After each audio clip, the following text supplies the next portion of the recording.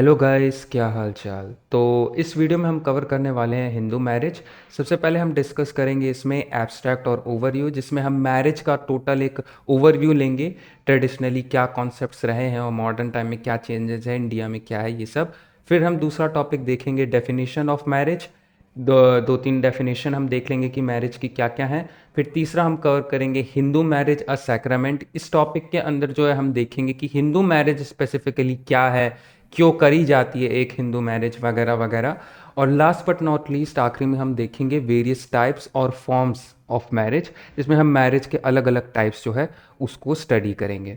Lecture को शुरू करने से पहले यार आप सभी को एक बहुत बड़ा सॉरी कि मैं वीडियो टाइम पे नहीं ला पाया। मैंने पहला वीडियो बनाया और उसमें कहा था कि एक दो दिन के अंदर और भी टॉपिक्स पर वीडियो आएंगी, बट 2 महीने का गैप हो गया क्योंकि काफ़ी चीज़ें हो गई मेरी ऐसे पर्सनल लाइफ में, जिसकी वजह से मैं काफ़ी बिजी हो गया और मुझको लिटरली टाइम नहीं मिल रहा था। और जैसे मैं खाली हुआ हूँ तो मैं इस वीडियो को बना रहा हूँ, तो उसके लिए सॉरी। और मैं टाइम टाइम पर अब से वीडियो अपलोड कर दिया करूँगा। तो करना। परेशान हो गए हम लोग 2.5 साल से। ये भी परेशान हो गए, हम भी परेशान हो गए। करो फिर। मुझे पता है यार आप लोगों को बुरा लगा होगा थोड़ा बहुत, बट कम थोड़ा सा एडजस्ट कर लो, ठीक है ना। क्योंकि मैं खुद, मेरा प्लान नहीं था कि मैं कुछ ऐसा करूं, बट ऐसी चीज़ें हो गई कि हो गया, ठीक है। बट अब ऐसा आगे नहीं होगा, टाइमली मैं वीडियो लाता रहूँगा, ठीक है ना। ऐसा 2 महीने 1 महीने का गैप नहीं हो जाएगा। और हाँ, मैं बता दूं कि जो ये जो पीडीएफ नोट्स है इस लेक्चर की, डिक्टो जो पूरा डिस्कशन है इसकी सेम हैंड रिटन नोट्स जो है आपको नीचे डाउनलोड करने को मिल जाएगी। तो आप आराम से उसको डाउनलोड कर सकते हो लेक्चर देखने के बाद या देखने के पहले, या फिर अगर आपको नोट्स ही चाहिए तो वो भी कर सकते हो। बदले में बस वीडियो को लाइक करके चैनल को सब्सक्राइब जरूर कर देना यार। तो चलो आप फिर शुरू करते हैं, ठीक है। तो सबसे पहला है हमारा एब्स्ट्रैक्ट और ओवरव्यू। इसमें हम एक ओवरव्यू लेंगे पूरा मैरिज का, हिंदू मैरिज का भी कह सकते हो, मैरिज का भी कह सकते हो। हम एक ओवरव्यू ले रहे हैं पढ़ने से पहले, जिससे आपको टॉपिक जो है समझने में आसानी होगी। पहला पॉइंट है traditionally marriage in most societies is thought to be sacrament. तो बहुत ही मतलब ट्रेडिशनली मैरिज जो है ज़्यादातर सोसाइटीज़ में बहुत ही सैक्रेड मानी जाती है, बहुत ही पवित्र मानी जाती है। बाकी सैक्रामेंट, जो ये शब्द है सैक्रामेंट, इसका लिटरल मीनिंग होता है हिंदी में संस्कार, है ना। तो संस्कार आप समझ गए, एक तरीके से बहुत ही पवित्र चीज़ है, काफ़ी संस्कार है, रिचुअल्स हैं, ये सब का जो एक परसेप्शन रहा है हमेशा से मैरिज का ट्रेडिशनली, वो कुछ इस तरीके का रहा है। और but however today marriage has taken the form of a contract and is bound by legal rules and regulations। आज के समय में मैरिज जो है एक कॉन्ट्रैक्ट का फॉर्म ले चुका है एक तरीके से, है ना। पूरा रूल्स, लीगल रूल्स और रेगुलेशंस होते हैं। डोमेस्टिक वायलेंस को लेकर के भी अलग से पूरा लीगल रूल रेगुलेशन है अब तो हमारा कॉन्स्टिट्यूशन में। तो चेंजेस तो आए हैं, पॉइंट ये है कि वो रूल्स रेगुलेशन क्या हैं और अच्छे हैं कि नहीं है क्या, वो अलग चीज़ है, बट पॉइंट ये है कि चेंजेस आए हैं ट्रेडिशनली और अब के समय में। तीसरा है marital ideology across the world has been based on the principle of male domination. Simple सी बात है, मैरिटल मतलब होता है, लिटरल मीनिंग होती है इसकी वैवाहिक। इसका सीधा सा मतलब है कि जो मैरिज को लेकर के, जो मैरिज की जो आइडियोलॉजी रही है पूरे दुनिया में, इवन आज के भी समय में, आप देखोगे कि वो मेल डोमिनेशन में है। हस्बैंड और वाइफ में से हमेशा हस्बैंड को टॉप मतलब अबव रखा जाता है फीमेल से, वाइफ से। तो ये आइडियोलॉजी केवल ऐसा नहीं हिंदू में है, मतलब क्रिश्चियन हो चाहे मुस्लिम्स हो और भी कोई धर्म हो, सोसाइटी हो, ज़्यादातर में आप मेल डोमिनेशन देखोगे। चौथा पॉइंट है मैरिज इज़ मोर और less N universal social institution in India, है ना। तो ये चीज़ आपको हमेशा याद रखनी कि इंडिया के केस में मैरिज जो है एक इंस्टीट्यूशन की तरह ट्रीट किया जाता है। हमेशा इस चीज़ वर्ड को याद रखना, इंस्टीट्यूशन। अगर आप इस चीज़ के, इस वर्ड का यूज़ करोगे अपने आंसर वगैरह में तो काफ़ी सही होगा। फिर है domestic violence, ill treatment of women etcetera are some sad reality of the marriage in India but not limited to India only.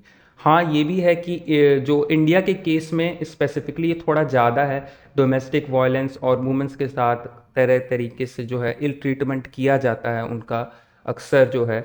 और हमें खबरों में और न्यूज़पेपर पे भी आप लोग पढ़ते ही होंगे अक्सर। तो मैरिज जो है इंडिया के केस में अक्सर ही ऐसा होता है, बट केवल इंडिया में ऐसा लिमिटेड नहीं है।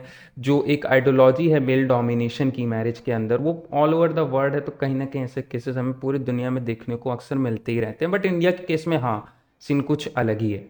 फिर है in India the discourse on women's right within marriage and family is a complex matter as it is closely intertwined with religious and other social identity politics. इस point का सीधा सा मतलब यही है कि मैरिज और फैमिली वगैरह में जो वुमेन्स राइट हैं, अगर हम उनको देखें तो आप ये पाओगे कि जो वुमेन्स राइट हैं वो ऐसा नहीं कि सीधे सीधे सबवर्ट कर दिए जा रहे हैं, सीधे सीधे डिनाई कर दी जा रही है। ये बहुत ही कॉम्प्लेक्स चीज़ है। जब आप इनको प्रैक्टिकल रियलिटी में भी ऑब्जर्व करोगे इवन, तो भी आपको पता लगेगा कि ये बहुत क्लोजली इंटरट्वाइंड है, उलझा हुआ है एक तरीके से, रिलीजियस इशूज़ की वजह से और आइडेंटिटी पॉलिटिक्स की वजह से। आइडेंटिटी पॉलिटिक्स एक टर्म होता है, आप अगर गूगल करके इसकी डेफिनेशन देख लेते हो तो बहुत सही है। बाकी अगर सिंपल भाषा में मैं बताऊँ तो आइडेंटिटी पॉलिटिक्स बेसिकली एक तरीके की कोई भी पॉलिटिकल एक्टिविटी जिसमें कि कोई एक पर्टिकुलर सोशल ग्रुप जो है पॉलिटिक्स का यूज़ कर रहा है अपने खुद के वेलफेयर के लिए। तो एक तरीके से देख सकते हो, जो भी जैसे हमने बात की कि मेल डोमिनेशन हमेशा प्रेफर किया जाता है मैरिज वगैरह में, तो मेल जो है अपने खुद के वेलफेयर के लिए कि ये डोमिनेंस बनी रहे, तो कुछ सोशल आइडेंटिटी पॉलिटिक्स अक्सर चलती रहती है। ठीक है, तो एक तरीके से इसका यही मतलब हुआ। बाकी आइडेंटिटी पॉलिटिक्स वर्ड काफ़ी अच्छा है, इसको आप अपने आंसर वगैरह में यूज़ करोगे तो काफ़ी सही रहेगा। और अगला फिर हमारा टॉपिक आता है डेफिनेशन ऑफ मैरिज। पहली डेफिनेशन है वो है एडवर्ड वेस्टरमार्क के अकॉर्डिंग, और ये जो डेफिनेशन है ये मैं कहूँगा मैरिज के की सबसे बेस्ट डेफिनेशन है। आप इसी को मेमोराइज करना, इसी को याद करना, इसी को सबसे ज़्यादा अच्छे से समझना। ठीक है, तो वो डेफिनेशन क्या है, वो है कि marriage is a relation of one or more man to one or more women which is recognized by custom or law and involves certain rights and duties both in the case of parties entering the union and in the children born to it। एक बार को इसका जो मतलब है आप समझ लो कि जो शादी होती है वो एक या एक से ज़्यादा मेन की, एक या एक से ज़्यादा वुमेन से होती है, जिसको कि कस्टम और लॉ से रिकॉग्नाइज भी किया जाता है, और इसमें इन्वॉल्वमेंट होता है सर्टेन राइट्स और ड्यूटीज़ का, जिसको कि दोनों पार्टीज़ को यानी मेन और वुमेन दोनों को निभाना होता है जो कि उस यूनियन में इंटर कर रहे हैं। साथ ही साथ जो उनका बच्चा पैदा होता है उनसे उसको भी इन्वॉल्व करते हुए ये सारे राइट्स और ड्यूटीज़ होते हैं। फिर है मेलिनोवस्क की डेफिनेशन, सॉरी अगर मैंने गलत प्रोनाउंस किया हो तो, ठीक है। और इनकी डेफिनेशन के अकॉर्डिंग जो है marriage is a contract for the production and maintenance of the children. Simple सा है कि जो मैरिज है वो एक तरीके का कॉन्ट्रैक्ट होता है केवल चिल्ड्रन के मेंटेनेंस और उसके प्रोडक्शन के लिए। तीसरी डेफिनेशन है एल्फ्रेड मैकक्लंग ली की।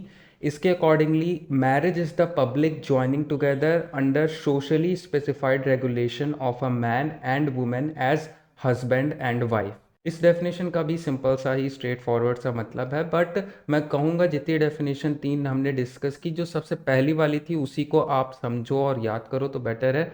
मुझे वो सबसे सही डेफिनेशन लगती है। अब चलते हैं हम अपने अगले टॉपिक के ऊपर।